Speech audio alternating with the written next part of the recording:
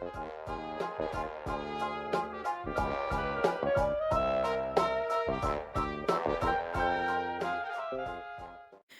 a tutti, questo è un primo video di una serie che voglio fare che si chiama Tarot Tip e che appunto dà dei piccoli input di riflessione e soprattutto dei piccoli tutorial sul tema dei tarocchi, su come utilizzarli ehm, e poterli leggere al meglio, insomma.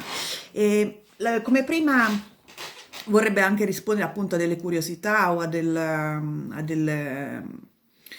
domande che uno si pone solitamente quando pensa ai tarocchi e soprattutto vorrei sfatare alcuni miti. Vedremo, insomma, ci sono varie cose di cui parlare quando si tratta di tarocchi e vari pregiudizi.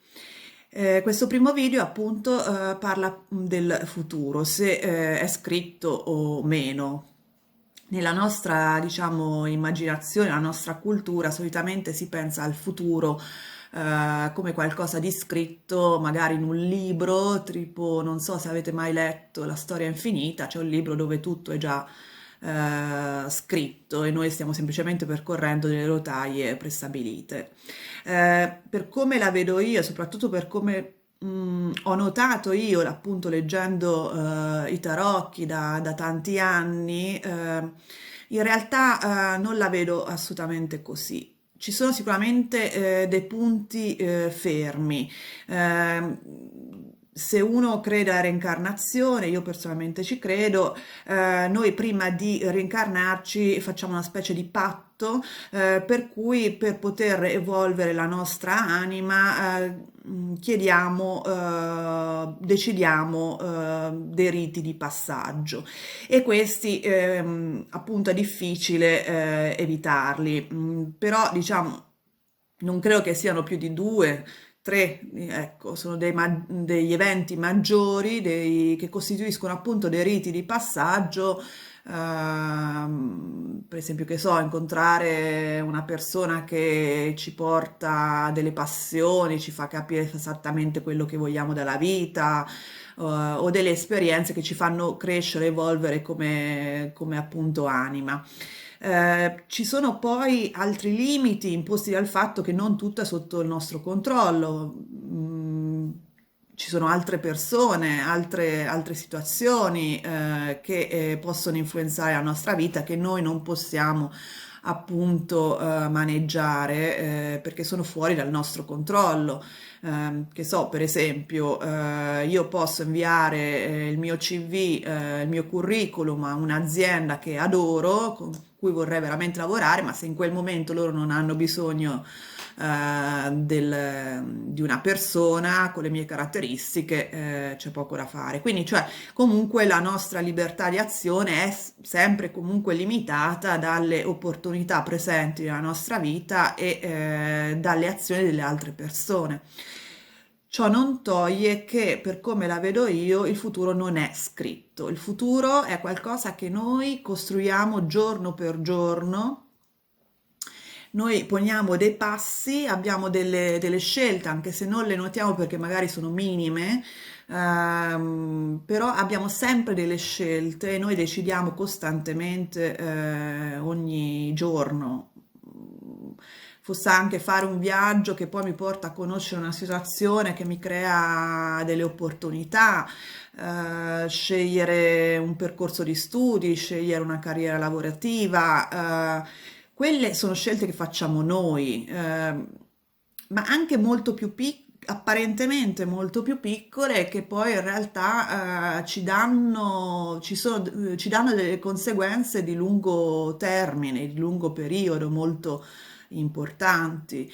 Una volta ho incontrato, mi sono, diciamo, cambiato stato, sono andata via in un'altra parte del mondo, ho conosciuto una persona che mi ha tanto bene parlato di un percorso di studi che volevo intraprendere, non sapevo come accedervi e lei tanto bene lo stava facendo e mi ha dato degli input molto importanti per cui dopo sono riuscita a farlo. Sono quelle sincronicità che vanno tanto di moda come parola, che però esistono e che però accadono nel momento in cui noi ci muoviamo e noi poniamo in essere delle azioni. Cioè, è come se noi fossimo appunto sul punto di decidere ogni volta la nostra strada e possiamo andare a destra, a sinistra, dritto e questo ci cambia assolutamente tutto, anche se noi non lo percepiamo perché sono magari delle decisioni microscopiche apparentemente.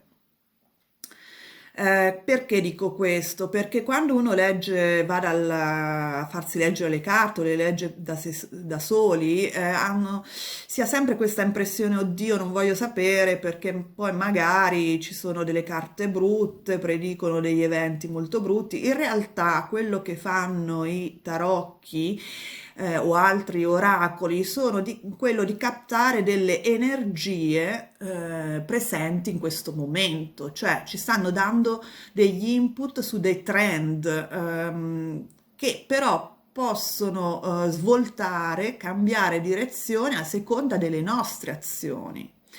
Faccio un esempio molto pratico che secondo me chiarisce molto quello che voglio dire io. Per esempio, se qualcuno viene da me e mi chiede venderò la mia casa e io gli dico, ah sì, sicuramente venderai la tua casa entro 3 mesi. Se uno pensa come se appunto il destino fosse prestabilito, magari non si dà da fare, non pubblicizza molto, mette solo un annuncio su un giornale e non si dà da fare per vendere la casa. Poi alla fine la casa non riesce a venderla, perché quello che le carte predicono è semplicemente un trend secondo le energie di questo momento esatto. Domani potrebbe cambiare qualcosa in base a quello che faccio io.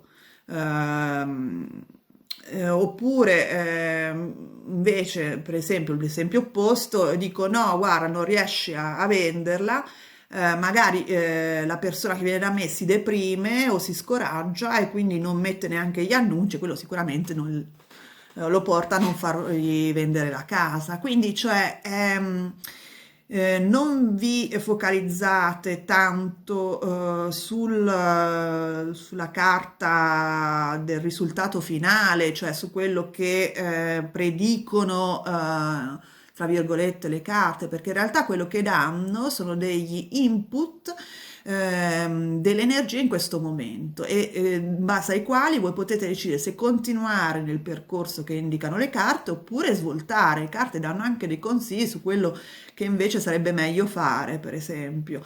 Quindi sono uno strumento, le carte tarocchi in particolare, molto utili per poter effettivamente ponderare sulla propria situazione e sulle proprie necessità e poter quindi prendere delle decisioni informate.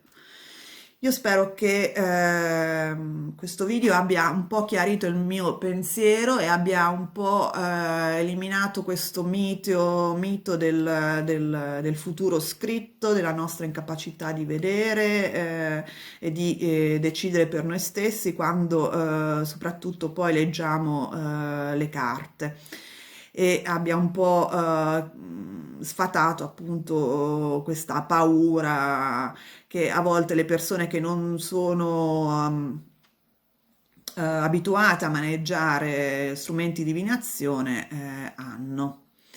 Spero che questo video vi sia piaciuto, io vi ringrazio molto per l'attenzione, vi saluto, mettete se volete un like al video così da far crescere il canale, iscrivetevi e soprattutto attivate la campanella in modo da non perdere i video successivi. Se volete un consulto privato mi trovate su Visio, il link è in basso nelle informazioni del video. Vi saluto molto, grazie ancora e ciao!